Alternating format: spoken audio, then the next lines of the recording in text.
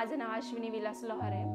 मी कामशेतमध्ये राहते आणि मी एक हाऊसवाईफ आहे आणि माझी 2 मुलं आहेत. आणि का तर मी खेडेगावामधली आहे, तिथं शिक्षणाची सोय वगैरे काही नव्हती आणि तिथं गाड्यांची पण सोय नाही आणि कशाचीच सोय नाही आहे. त्यामुळं मग माझं शिक्षण अधुरं राहिलं. का तर घरची म्हणायची नाही, मोठी मुलगी झाली आहे त्याच्यामुळं मग ते शिक्षणाला बाहेर जाऊ शकत नाही, लग्न करू आपण हिचं. 18 वर्ष झाली त्यानंतर लग्न केलं. मला शिकण्याची तर खूप इच्छा होती की मला शिकायचंय.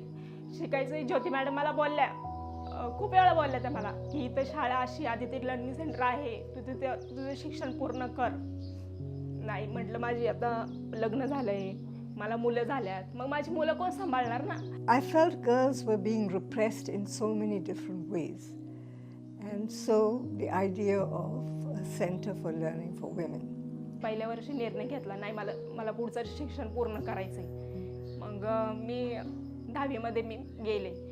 सबको डर लगता है लड़की को बाहर भेजने के लिए, तो इसलिए हमने स्कूल भी 11:30 से 3:30 तक की, कि 3:30 school will be over end लड़कियां जल्दी जाएंगी स्कूल, घर पहुंचेंगे.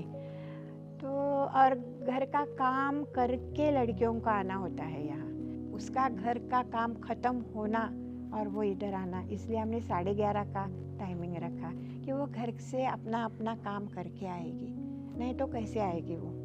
5 वाजता उठायची, सगळं काम करायची, घरातलं सगळं उरकायची, मुलांचं उरकायची, त्यांचं डबे वगैरे सगळं करायची, काम वगैरे करायची.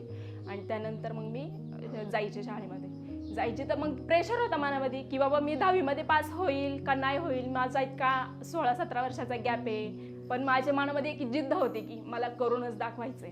खूप अभ्यास केला, इतका मेहनत केली, तर मला 10वी मध्ये ना 72% पडलेले आहेत. सगळी इतकी कौतुकाने माझ्याकडे पाहायला लागली की बाबा एवढं सगळं करून पण तिने एवढे टक्केवारी पाडली, ग्रेट आहे हे, असं तसं सगळे असे मला व्यवस्थित बोलायला लागले. The stories in many of these situations are quite remarkable. There's personal change and there's change within the family also. बच्चे वो ऐसा बोलते हैं कि मेरी मम्मी अभी सीख रही है.